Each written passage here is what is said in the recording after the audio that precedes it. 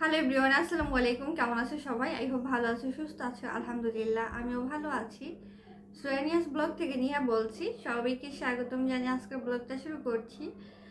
এখন হচ্ছে কোন টাইমটা আসরের পরে আর কি, মানে সন্ধ্যার আগ মুহূর্তের টাইমটা। কারণ মোটামুটি হচ্ছে ইফতারে গুছিয়ে নিয়েছি আর সেগুলো আপকামারে করেছি। তো আমি একটা কমিউনিটিতে পোস্ট করেছিলাম যে গত পরশুদিন আমার চাচা শ্বশুর মারা গিয়েছে। সেভের টাইমে মানে উঠেছি খাওয়ার জন্য, তখনই এই দুঃসংবাদটা শুনলাম। শোনার পর তো বুঝতে পারছো আমাদের আর খাওয়া দাওয়া তেমন কিছু হয়নি। মানে সেভেতে আমার হাজব্যান্ড একদমই খেতেই পারেনি। দেন হচ্ছে নামাজ টামাজ পড়েই রেডি হয়ে গেছি গ্রামে যাওয়ার জন্য। তো আমরা 8টার মধ্যে গ্রামে চলে গেছি, বাসায় যেতে যেতে 8:30 মতো বেজে গেছে। দেন এই তো গতকালকে সারাদিন তো গ্রামেই ছিলাম। মানে আমার চাচা শ্বশুর হচ্ছে স্ট্রোক করেছিল, এর আগেও গত বছর একবার করেছিল। দেন হচ্ছে হার্ট স্ট্রোক করেছিল আবার তারপরে আমাদের গ্রামে জাজিরা হসপিটাল থেকে ঢাকা দিয়েছেন। ঢাকা আসছে হচ্ছে শনিবারে, প্রথম রোজায় মেবি শনিবার দিন, যাই হোক। দেন হচ্ছে শ্যামলী ভর্তি ছিল হৃদরোগ ইনস্টিটিউটে। তো মোটামুটি ভালোই ছিল। আমার হাজব্যান্ড গিয়েছিল, মানে যেদিন প্রথম রোজে আর কি সেহরি খাবো ওই দিনই ভর্তি হয়েছে। তো যে দেখে আসছে যে বলো যে না এখন ভালো আছে। তো সবাই মানে ভেবেছিল প্রতিবারের মতো হয়তো এবারে সুস্থ হয়ে যাবে।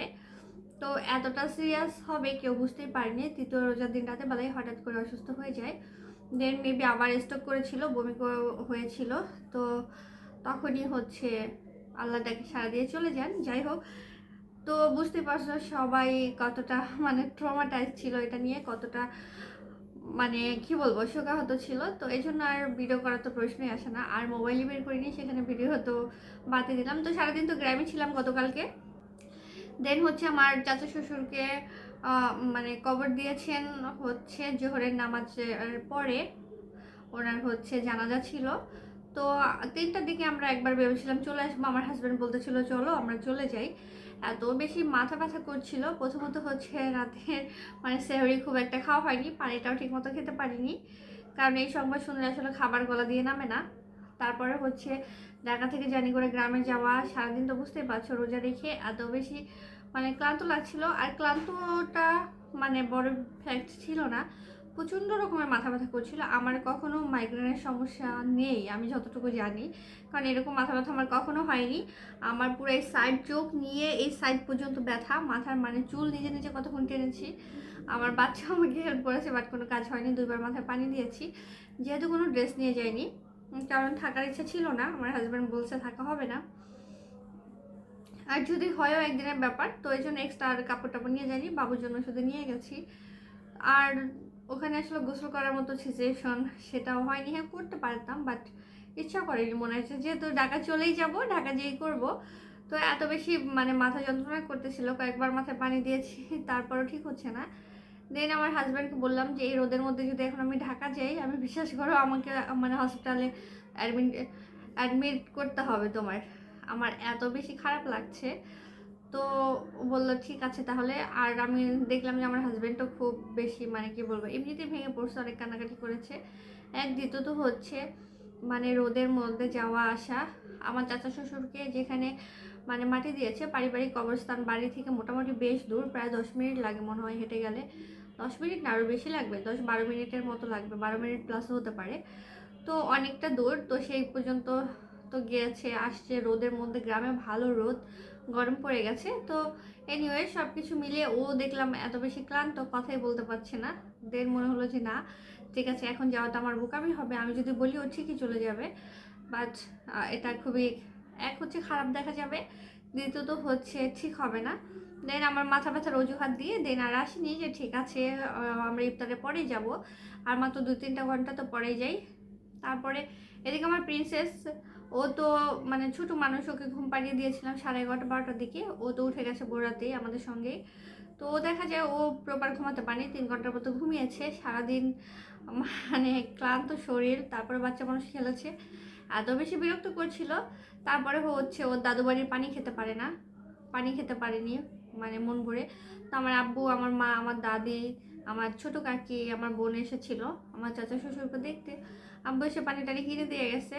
তো কেনা পানিটাই খেয়েছে। বাচ্চা মানুষ তো। আমার মেয়ের একটা সমস্যা হচ্ছে, ওর যদি পেটে ক্ষুধা থাকে আর ঘুম প্রপার না হয় ও অনেক বেশি বিরক্ত করে, মানে মেজাজ দেখায়, কথায় কথায় রেখে যায়, খুন খুন করে। তো আমি তো বুঝতে পারছি ওর খাওয়া হয়নি, একদিন তো হচ্ছে ঘুমাতে পারিনি। কারণ প্রথমত হচ্ছে মানে খাওয়ার মতো কি বলবো, ধৈর্যের একটা ব্যাপার থাকে, আমার ধৈর্যই ধরেনি যে এত মন খারাপের মধ্যে ওকে খাওয়াবো বসে বসে। ওকে খাওয়াতে নিয়েছি, ভাত দিয়েছি, ও বাট খেতে চাচ্ছিল না, আমি আর জোর করিনি। দেন ওকে ঘুম পাড়িয়ে দিয়েছি। ইফতার টিফতার করার পরে তো এত বেশি ক্লান্ত লাগছিল, তখন আর মন চাচ্ছিল না যে আমি আসলে আজকে বেরোই, শরীর একদম ছেড়ে দিয়েছিল। দেন মনে হলো যে না, যাওয়া উচিত। কারণ গতকালকে যে গিয়েছি, আমার ডাইনিং টেবিলে সব খাবার দাবার ছিল, মানে হঠাৎ করে যেহেতু যাওয়া, তো আমার ফ্রিজ তো পুরো লোড। ডাল, তারপরে ভাত ছিল, মানে তরকারি ছিল, সব পচে গেছে। এসে দেখি ছোলা মানে সিদ্ধ সিদ্ধ না, সরি, ভিজিয়ে রেখে গেছিলাম, ওটাও দেখি এসে মানে ভুড়ভুড়ি ছেড়ে দিয়েছে, যেহেতু 2 দিন ধরে ভিজানো।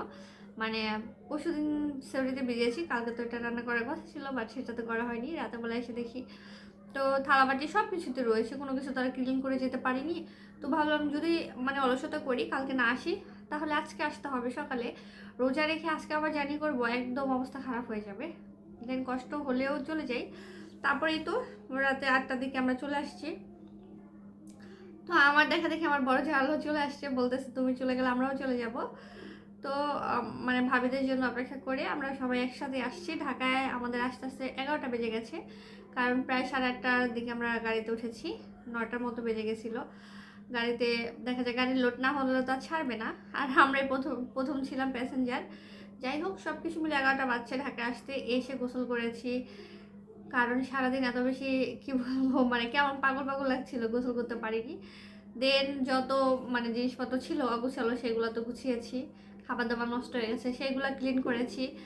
দেন সেহরির জন্য আবার রান্না করেছি। তারপরে দেখি 1.5 ঘন্টার মতো সময় আছে, তো ভাবলাম কেননা আমি 1.5 ঘন্টা পরে উঠে একটু ঘুমাই, মানে চোখ কিছুতেই খোলা রাখতে পারছিলাম না। তো অ্যালার্ম বন্ধ করলাম, বন্ধ করে জাস্ট 1টা মিনিট, মনে হচ্ছে 1টা মিনিট শুই। দেখি আর মাত্র 15 মিনিট বাকি আছে সেহরির। ধুম করে উঠছি, 15 মিনিট তো বুঝতে পারছো শরীর কাজ করছে না আমার। কোনো রকম মুখটা ধুয়ে আমার হাজব্যান্ডকে বললাম তাড়াতাড়ি উঠো। আর এমনিতে ঘুম থেকে উঠে কিন্তু খাওয়া যায় না, মানে 15 মিনিট দেখা যায় মানে বসছি আর মনে হলো 10 মিনিট চলে গেল, এরকম একটা সিচুয়েশন। কোনো রকম খেয়েছি, পানিটাও প্রপার খেতে পারিনি, মানে এই হচ্ছে অবস্থা। তো আজকে সারাদিন তো যাচ্ছে। এখন রীতিমতো আমি আমার চোখ দেখে বলো আমি ঝিমাচ্ছি, আমার মনে হয় আমি ইফতারটা করব আর কি বলবো, হার্ট ফিট হয়ে পড়ে যাবো এরকম লাগতেছে। আজকে ইফতারি তেমন কিছুই করিনি, অনেক কথা বললাম, আসলে কথা মুখ দিয়ে বের হচ্ছে না। তো আজকে দেখা যায় কি সারাদিন কোনো ভিডিওই বানাতে পারিনি তোমাদের সাথে শেয়ার করার জন্য। তো টুকটাক ইফতারি বানিয়েছি, সেগুলো তোমাদের একটু দেখিয়ে দিই। আর আজকের ভিডিও আর তেমন কিছু ঘরে কাজকর্ম দেখাবো না, দেন কালকে থেকে ইনশাল্লাহ প্রপার ভিডিও তোমাদের সঙ্গে শেয়ার করব। আজকে তেমন কিছুই করিনি, একটু লাচ্ছি বানিয়েছি আর শরবত আছে, পেঁয়াজু বানিয়েছিলাম পেঁয়াজ আর বেসন দিয়ে, আর ছোলা বুট। এখানে হচ্ছে ফল আছে কিছু, খেজুর, আর হচ্ছে আমার প্রিন্সেসের পছন্দের বেগুনি। আজকে এগুলোই করেছি, আর কিছু করার মতো এনার্জিও ছিল না, ইচ্ছাও করেনি, আর তেমন খাওয়াও হয় না, সব কিছু মিলেই আসলে করা হয়নি। এত বেশি টায়ার্ড লাগছে, মনে হচ্ছে আমি জাস্ট পানিটা মুখে দিয়ে নামাজটা পড়েই শুয়ে পড়বো। আমার শরীরটা একদম চলছে না। তো এগুলো আজকে অফ ক্যামেরায় করেছি, তোমাদের আর দেখাইনি। মনের অবস্থাও ভালো না, শরীরের অবস্থাও ভালো না, সব কিছু মিলিয়ে আসলে মানে কি বলবো। যাই হোক, আজকে এই পর্যন্তই। সবাই ভালো থেকো, সুস্থ থেকো, আমাদের জন্য দোয়া করো। আল্লাহ হাফেজ।